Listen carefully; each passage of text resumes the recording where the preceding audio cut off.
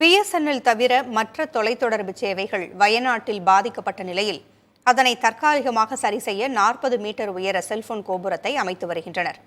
இதுகுறித்து நமது செய்தியாளர் பாலவெற்றிவேல் தரும் கூடுதல் தகவல்களை பார்க்கலாம். நிலச்சரிவு ஏற்பட்டுள்ள வயநாடு மாவட்டத்தில் தொலைத்தொடர்பு என்பது கடந்த 6 நாட்களாக சிக்கலாக இருக்கிறது.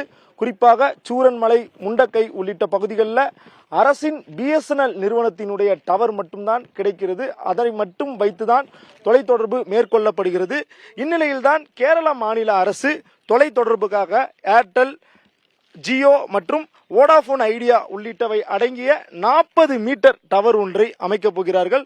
அந்த பணியில ஈடுபட்டு வருகிறார்கள். குறிப்பாக தொலைத்தொடர்பு சிக்கலாக இருப்பதால் மருத்துவ பணியாளர்கள் மற்றும் மீட்பு படையினரை ஒருங்கிணைக்க முடியவில்லை என கூறப்படுகிறது. இத்தகைய ஒரு சிக்கலான ஒரு நேரத்தில் தொலைத்தொடர்பு என்பது மிகவும் அவசியம் என்கிற காரணத்தினால் இந்த தற்காலிக செல்போன் டவர் நிறுவப்படுகிறது.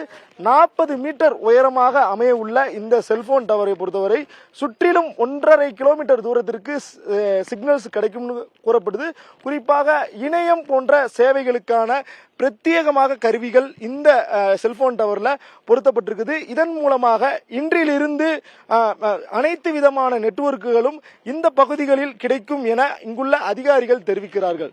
புதிய தலைமுறைக்காக ஒளிப்பதிவாளர் சிவராஜுடன் செய்தியாளர் பாலவெற்றிவேல், நவநீத கிருஷ்ணன்.